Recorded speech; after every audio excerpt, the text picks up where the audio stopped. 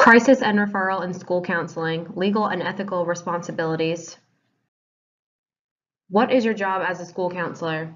As a school counselor, you wear many hats. Not only do you counsel children on school matters, but you also have to counsel them on issues in their personal life and socially. Most importantly, you need to be there for them in times of crisis. Adolescence can be turbulent. You need to be accounting for your students' macro system, exosystem, mesosystem, and microsystem. They all contribute to your students' well-being. What to do if your student is in crisis. When there is a student in crisis who has disclosed they are considering self-harm or harming others, there should be a plan put in place by your district that you follow. You also need to make sure you contact their parents and fulfill any legal obligations, and most importantly, be there for your student. District plan. As previously stated, there should be a plan put in place by your district that you follow when students are in crisis or considering self-harm.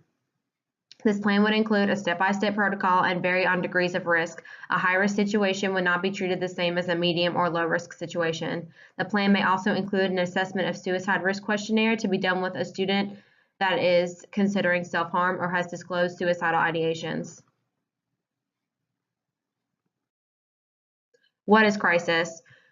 A crisis is not limited to self-harm. A crisis can be defined as a time of intense difficulty, trouble, or anger. A crisis for a student may mean a divorce, house fire, job loss, illness, or death in the family. Your job as a school counselor is to be there for them in all of these times of crisis.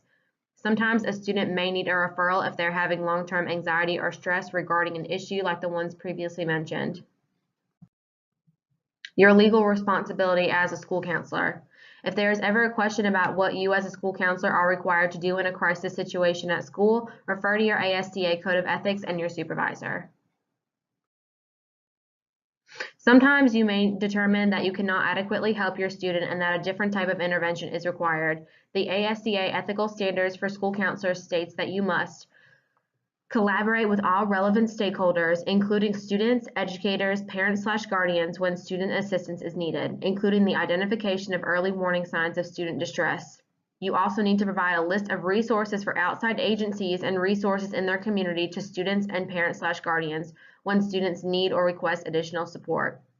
School counselors provide multiple referral options or the district's vetted list and are careful not to indicate or endorse any practice over another. School counselors encourage parents to interview outside professionals to make a personal decision regarding the best source of assistance for their student.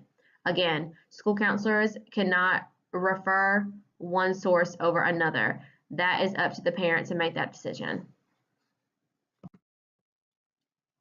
Ideally, as a school counselor, you should be given the resources and support you need to help students who are in crisis.